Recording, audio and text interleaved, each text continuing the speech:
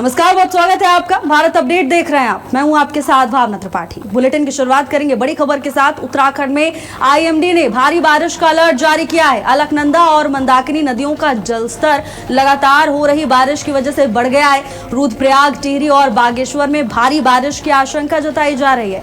नदियां खतरे के निशान के पास बह रही हैं। मुख्यमंत्री पुष्कर सिंह धामी पूरी तरह से अलर्ट मोड पर हैं और अधिकारियों को भी ये निर्देश दिए गए हैं। तमाम एजेंसियों को निर्देश दिए गए हैं कि स्थिति पर पैनी नजर होनी चाहिए। पल पल की मॉनिटरिंग प्रशासन की ओर से की जानी चाहिए। खतरे के निशान के पास नदियां बह रही हैं। ऐसे में प्रशासन की ओर से लगातार लोगों से यही अपील की जा रही है कि सुरक्षित स्थानों पर रहें और जल स्रोतों से दूर रहें, वरना लापरवाही भारी पड़ सकती है। हालांकि राहत और बचाव दल पूरी तरह से एक्शन मोड में है। जहां भी जरूरत है तुरंत राहत और बचाव दल को रवाना किया जा रहा है, लेकिन इसके बावजूद यही सलाह दी जा रही है कि मौसम विभाग के पूर्वानुमान के हिसाब से अपनी यात्रा प्लान करें।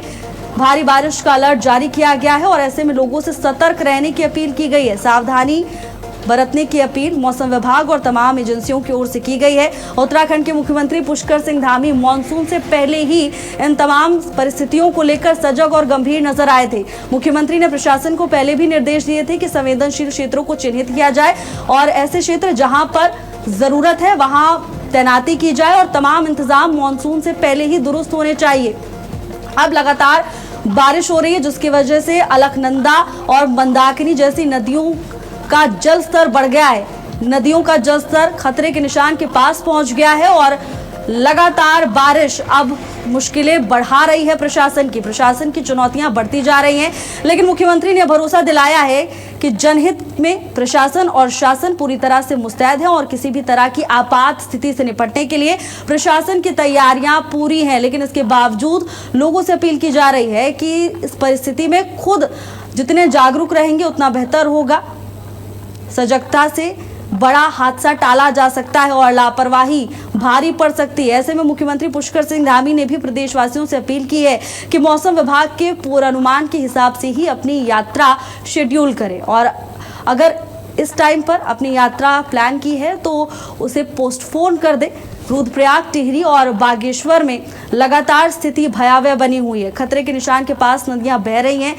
मुख्यमंत्री पुष्कर सिंह धामी खुद अलर्ट मोड पर हैं और अधिकारियों को तमाम जरूरी दिशा निर्देश मुख्यमंत्री की ओर से दिए गए। मानसून से पहले ही तमाम तैयारियों को दुरुस्त करने के निर्देश सीएम की ओर से दिए गए थे।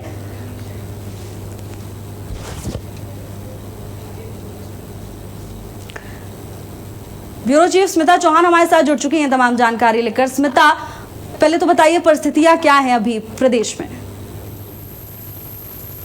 देखिए, प्रदेश में मानसून सक्रिय है क्योंकि मौसम जो है वो बारिश का शुरू हो चुका है और मानसून जो है वो सक्रिय पूरी तरह से नजर आ रहा है। खासतौर से अगर पहाड़ों की हम बात करें तो पहाड़ों पर इस वक्त बारिश का दौर जो है वो लगातार जारी है। हालांकि प्लेन एरिया की अगर हम बात करें, अगर आज देहरादून की बात करें तो इस वक्त जो है यहाँ धूप खिली हुई है, लेकिन बादल भी बने हुए हैं। उम्मीद की जा रही है कि शाम होते होते तक जो है देहरादून में भी बारिश जो है वो शुरू हो जाएगी। लेकिन अगर हम पहाड़ों की बात करें तो पहाड़ों पर लगातार बारिश का जो दौर है वो शुरू है और ऐसे में जो है नदियों का जलस्तर वो लगातार बढ़ता जा रहा है, जिसको लेकर प्रशासन लगातार जो जनता है, जो श्रद्धालु है, उन्हें अलर्ट मोड पर रखने की जो चेतावनी है वो दे रही है। लगातार अनाउंसमेंट जो है वो दिए जा रहे हैं कि नदियों का पानी जो है, जो जल स्तर है वो लगातार बढ़ रहा है। नदियां इस वक्त तूफान पर चल रही है, तो किसी भी तरह से नदियों के पास ना जाए, जो गदेरे हैं उनके पास ना जाए, क्योंकि बारिश में जो खूबसूरत सा झरना या गदेरा होता है वो कब भयावह हो जाता है इसका अंदाजा नहीं लगा जा सकता है। तो ऐसे में अपनी सुरक्षा को आप भी ध्यान में रखें। हम तो रखे हुए हैं, लेकिन एनडीआरएफ, एसडीआरएफ और स्थानीय पुलिस का यही कहना है कि आप लोग भी अपनी सुरक्षा का ध्यान रखें ताकि किसी तरह की कोई जनहानि ना हो, कोई आप परेशानी में ना फंसे। जी, तो मुख्यमंत्री भी अलर्ट नजर आ रहे हैं, लेकिन स्मिता, सबसे बड़ी बात अब आगे आने वाले दिन कैसे रहने वाले हैं? क्या मौसम विभाग का पूर्वानुमान है? क्या राहत मिलने वाली है? देखिए, अभी तो राहत के कोई आसार नहीं है क्योंकि मौसम है और बारिश है। तो बारिश, अगर हम बात करें उत्तराखंड की, तो उत्तराखंड में बारिश का एक अलग दौर दिखाई देता है और अभी अगस्त चल रहा है, तो अगस्त का पूरा महीना जो है किसी तरह की कोई आसार या राहत तो नहीं है। हाँ, कुछ समय ऐसा हो सकता है कि बीच में 1-2 दिन जो है वहाँ बारिश कम हो सकती है या रुक सकती है, लेकिन अगर हम ये कहें कि पूरी तरह से राहत होगी तो ऐसी कोई गुंजाइश मौसम विभाग की तरफ से अभी नहीं दी गई है। कोई ऐसी जानकारी मौसम विभाग की तरफ से नहीं दी गई है। तो आने वाले समय जो है अभी भी जो है मौसम इसी तरह का रहने वाला है। खासतौर से पहाड़ों पर आने वाले व्यक्ति मौसम की जानकारी लेकर ही पहाड़ों पर बढ़े, ताकि उन्हें कोई परेशानी ना हो, लैंडस्लाइड जैसी जो स्थितियां होती हैं उनसे वो बच सके। और इस बात को लगातार प्रदेश के मुख्यमंत्री पुष्कर सिंह धामी भी यही कह रहे हैं कि जो श्रद्धालु हमारे यहाँ आ रहे हैं कि चारधाम यात्रा चल रही है, ऐसे में क्या श्रद्धालुओं के लिए कोई खास एडवाइजरी स्मिता जारी की गई है? देखिए, श्रद्धालुओं के लिए चारधाम यात्रा हो या कांवड़ यात्रा हो, इन दोनों के लिए खास एडवाइजरी यही जारी की गई है कि आप लोग जो है मौसम को देखते हुए आगे आए। जो लोग चारधाम यात्रा के लिए आ रहे हैं वो लोग अपने साथ पहली चीज है यात्रा का जो है अलर्ट ले मौसम का जो अलर्ट है वो अपने ध्यान में रखें।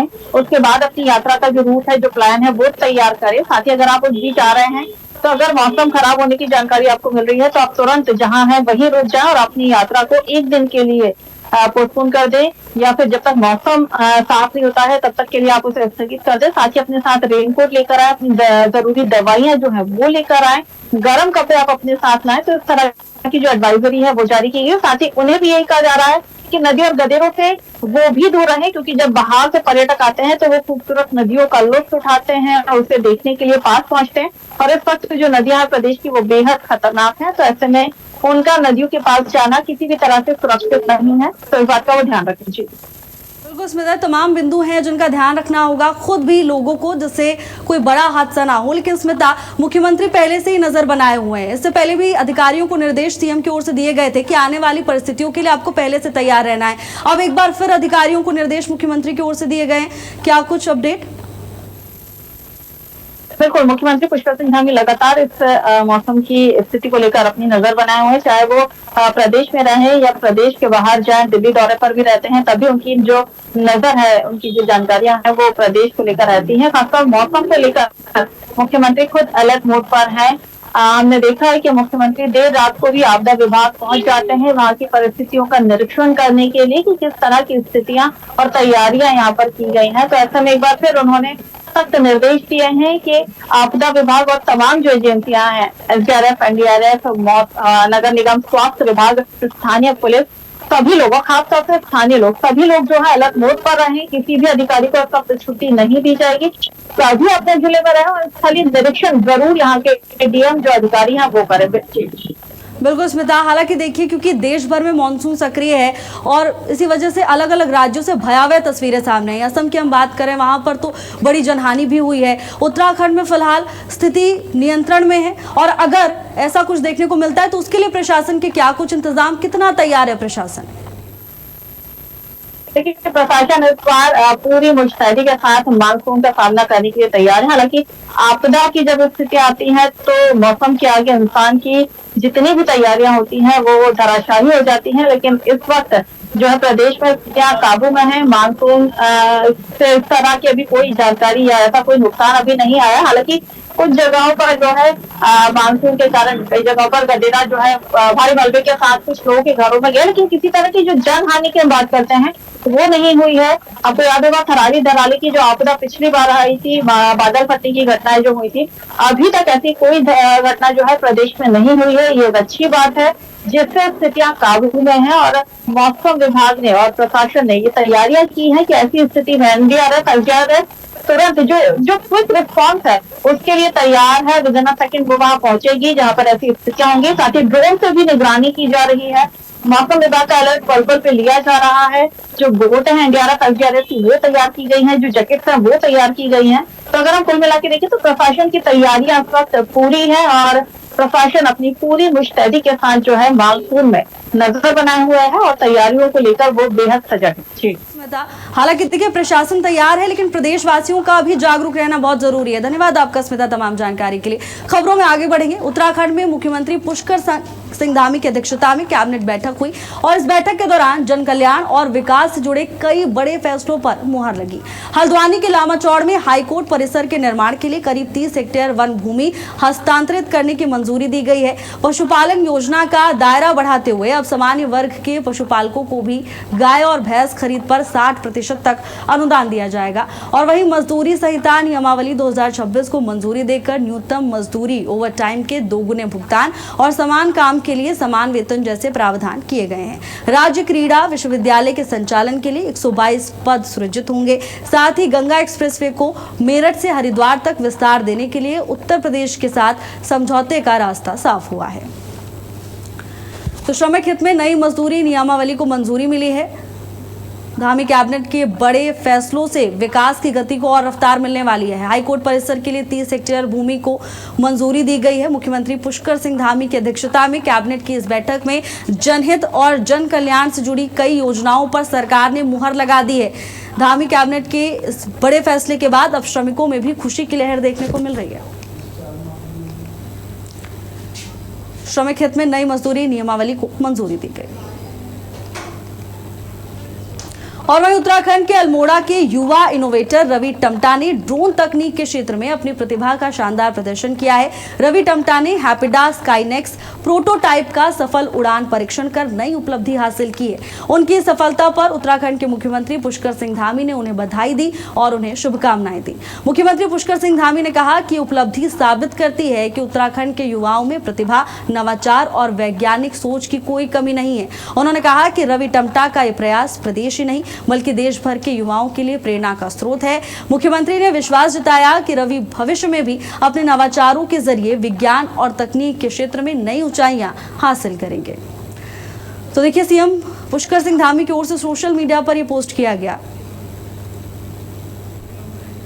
लक्सर के रायपुर गांव में उस वक्त मातम पसर गया जब देवप्रयाग में हुए दर्दनाक सड़क हादसे में एक ही परिवार के 6 लोगों की मौत की खबर पहुंची। जानकारी के मुताबिक अफजाल अपनी पत्नी और बच्चों के साथ कार से देवप्रयाग जा रहे थे और इसी दौरान अचानक कार अनियंत्रित होकर गहरी खाई में जा गिरी। हादसे में अफजाल, उनकी पत्नी और 4 बच्चों समेत 6 लोगों की मौके पर ही मौत हो गई, जबकि एक बच्चा गंभीर रूप से घायल है। इलाज के लिए एम्स भेजा जा रहा है। हादसे की खबर मिलते ही रायपुर गाँव में कोहराम मच गया। मृतक के घर के बाहर बड़ी संख्या में लोग जुट गए। पूरे गांव में मातम और सन्नाटा पसरा हुआ है। पुलिस ने शवों को पोस्टमार्टम के लिए भेज दिया है। हादसे की जांच शुरू की जा चुकी है। लक्सर के देवप्रयाग का पूरा मामला बताया जा रहा है, जहां हादसे की चपेट में आने से एक ही परिवार के 6 लोगों की मौत हो गई। खबर सामने आने के बाद परिजनों में कोहराम मचा हुआ है, तो वहीं पूरे क्षेत्र में गम का माहौल है। हादसे में एक बच्चा गंभीर रूप से घायल हुआ है, जिसे इलाज के लिए अस्पताल भेजा गया। इस खबर के बाद पूरे क्षेत्र में सनसनी है, दुख और मातम पसरा हुआ है। लक्सर के रायपुर गांव का ये पूरा मामला बताया जा रहा है, जहां कार गहरी खाई में जा गिरी और इस बड़े हादसे की चपेट में 6 लोगों की मौत हो गई। हादसे में एक बच्चा गंभीर रूप से घायल हुआ है, जिसे स्थानीय लोगों और प्रशासन की मदद से अस्पताल ले जाया गया। बच्चे का इलाज चल रहा है, लेकिन जानकारी है कि हालत बेहद नाजुक बनी हुई है। अभी डॉक्टर्स उपचार कर रहे हैं। हादसा कैसे हुआ, इसको लेकर अब तक कोई स्पष्ट जानकारी सामने नहीं आई है, लेकिन जैसे ही मामले की सूचना प्रशासन तक पहुंची, तुरंत एनडीआरएफ और एसडीआरएफ की टीम मौके पर पहुंची और मृतकों का शव पोस्टमार्टम के लिए भेजा गया। वहीं घायल को तुरंत इलाज के लिए अस्पताल पहुंचाया गया।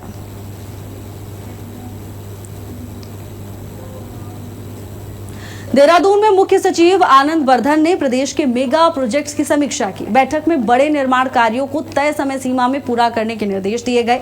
ऊर्जा विभाग के प्रोजेक्ट्स में मासिक और त्रैमासिक लक्ष्य तय कर निगरानी पर जोर दिया गया। वहीं रुद्रपुर और पिथौरागढ़ मेडिकल कॉलेजों का निर्माण जल्द पूरा कर सभी कक्षाएं शुरू करने को कहा गया है। हरिद्वार मेडिकल कॉलेज के काम में भी तेजी लाने के निर्देश दिए गए। शारदा घाट के काम में देरी पर मुख्य सचिव ने नाराजगी जताई। वहीं कुंभ 2027 को देखते हुए ऋषिकेश गंगा कॉरिडोर का काम दिसंबर 2026 तक पूरा करने योग्य हिस्से में तेजी से शुरू करने के निर्देश दिए गए हैं। तो कुंभ को लेकर प्रशासन की ओर से तैयारियां युद्ध स्तर पर चल रही हैं। मेगा प्रोजेक्ट्स में तेजी लाने के निर्देश मुख्य सचिव की ओर से बैठक के दौरान दिए गए। तमाम अधिकारी बैठक का हिस्सा रहे। वहीं ये साफ तौर पर निर्देश दिए गए हैं कि सभी योजनाओं को तय समय सीमा के अंदर ही धरातल पर लागू किया जाए, जिससे जल्द से जल्द लोगों को इसका लाभ मिल सके। साथ ही शिक्षा को महत्व देते हुए मुख्य सचिव ने अधिकारियों को निर्देश दिए हैं कि जल्द से जल्द निर्माण कार्य पूरे कर स्कूलों का संचालन दोबारा शुरू कराना है। उत्तराखंड में परिवहन व्यवस्था को आधुनिक और पर्यावरण के अनुकूल बनाने की तैयारियां तेज हो गई हैं। परिवहन मंत्री प्रदीप बत्रा ने विभागीय अधिकारियों और ऑटोमोबाइल कंपनियों के प्रतिनिधियों के साथ समीक्षा बैठक की। बैठक में पुरानी और आउटडेटेड बसों को दोबारा उपयोग में लाने के प्रस्ताव पर भी चर्चा हुई। इस बसों को रेट्रोफिट तकनीक के जरिए इलेक्ट्रिक बसों में बदला जाएगा। कंपनी ने इसका प्रस्तुतिकरण भी दिया है। इसके साथ ही प्रदेश के अलग अलग मार्गों पर चार्जिंग स्टेशन लगाने का प्रस्ताव भी सामने आया है। मंत्री ने विस्तार से कार्य योजना तैयार करने के निर्देश दिए। इलेक्ट्रिक बसों में लाइव लोकेशन और ऑनलाइन टिकट बुकिंग जैसी आधुनिक सुविधाएं भी जोड़ी जाएंगी। इससे उत्तराखंड की सार्वजनिक परिवहन व्यवस्था को नई दिशा मिलने की उम्मीद है। तो देहरादून में अब यातायात को और बेहतर बनाने के लिए प्रशासन पूरी तरह से गंभीर नजर आ रहा है और इसी के तहत परिवहन तंत्र को बदलने की एक नया स्वरूप देने की कोशिश विभाग की ओर से की जा रही है। अब मार्गों पर आधुनिक बसें दौड़ती हुई दिखाई देंगी, जिनमें ऑनलाइन टिकट और लाइव लोकेशन जैसी नई सुविधाएं होंगी, जिससे यात्रियों को यात्रा के दौरान किसी भी तरह की दिक्कत ना हो। रेट्रोफिट तकनीक से परिवहन तंत्र को एक नया प्लान दिया जा रहा है। विभाग द्वारा जो है पुरानी बसें उनको ईवी में कन्वर्ट करने के लिए काफ़ी अच्छे प्रस्ताव हमारे पास आए। तो हम चाह रहे हैं जो हमारी बसें आउटडेटेड हो रही हैं, जो स्क्रैप में जाती थी, उनका भी कैसे बेहतर इस्तेमाल हो सकता है, इसके बारे में जो है प्रेजेंटेशन दी। बॉम्बे से कंपनी आई थी, वो उसको ईवी में कन्वर्ट करेंगे और अनुबंध से करके पर्यटन विभाग के साथ उसको नए रूट। हरिद्वार के कांगड़ा घाट पर गंगा के तेज बहाव में 2 महिलाएं फंस गईं। पैर फिसलने के बाद दोनों महिलाएं तेज धार में बहने लगी। डूबने का खतरा पैदा हो गया। चीख पुकार के बीच मौके पर मौजूद एसडीआरएफ की टीम ने बिना समय गंवाए रेस्क्यू ऑपरेशन शुरू किया। एसआई पंकज सिंह खरोला के नेतृत्व में जवानों ने तेज बहाव के बीच कड़ी मशक्कत करते हुए दोनों महिलाओं को सुरक्षित बाहर निकाल लिया है। अब रेस्क्यू के बाद दोनों को मौके पर ही प्राथमिक उपचार दिया गया। बचाई गई महिलाओं की पहचान एटा उत्तर प्रदेश निवासी 58 वर्षीय मिथिलेश और 50 वर्षीय सर्वेश के तौर पर हुई है। जान बचने के बाद दोनों महिलाओं ने एसडीआरएफ की टीम का आभार जताया। जवानों की तत्परता से दोनों महिलाओं की जान बचाई जा सकी। तो देखिए, गंगा के तेज बहाव में पैर फिसलने के चलते 2 महिलाएं गंगा नदी में बह रही थीं। हालांकि प्रशासन की तत्परता की वजह से दोनों महिलाओं को सुरक्षित बाहर निकाल लिया गया है। दोनों को किसी भी तरह की कोई चोट नहीं आई है। तेज धार में जवानों ने रेस्क्यू ऑपरेशन को अंजाम दिया और तत्परता से कार्रवाई की वजह से एक बड़ा हादसा होते होते टल गया।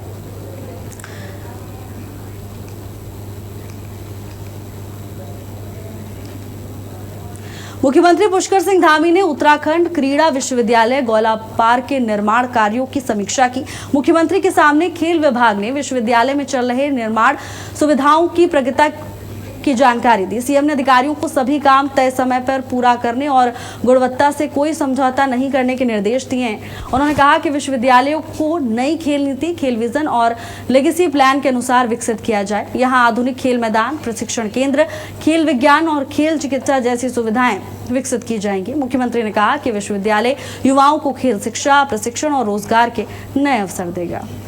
तो देखिए, खेल प्रतिभा को आगे बढ़ाने के लिए और कौशल का विकास करने के लिए मुख्यमंत्री पुष्कर सिंह धामी लगातार एक्शन मोड में नजर आ रहे हैं और इसी सिलसिले में खेल विश्वविद्यालयों की समीक्षा बैठक मुख्यमंत्री पुष्कर सिंह धामी की ओर से की गई। सीएम ने बैठक की अध्यक्षता की और ये निर्देश दिए हैं कि युवाओं को खेल के लिए प्रेरित किया जाए और जिन भी संसाधनों की आवश्यकता है युवाओं को उसकी समय पर पूर्ति की जाए। सरकार इन तमाम योजनाओं को लेकर प्रतिबद्ध है ताकि युवाओं को समय रहते संसाधन मिल सके और प्रदेश और देश का नाम खिलाड़ी रोशन करें। खेल प्रतिभाओं को नई अपॉर्चुनिटीज देने की बात भी मुख्यमंत्री पुष्कर सिंह धामी की ओर से की गई।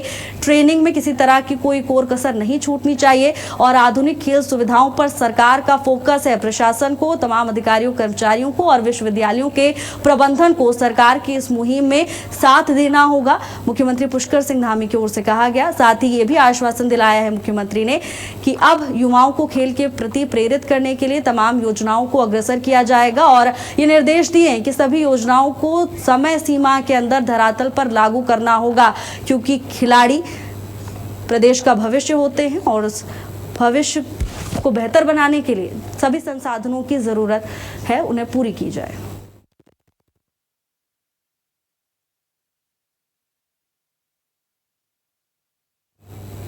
फिलहाल के लिए मेरे साथ बस इतना ही। आप देखते रहिए भारत अपडेट। नमस्कार।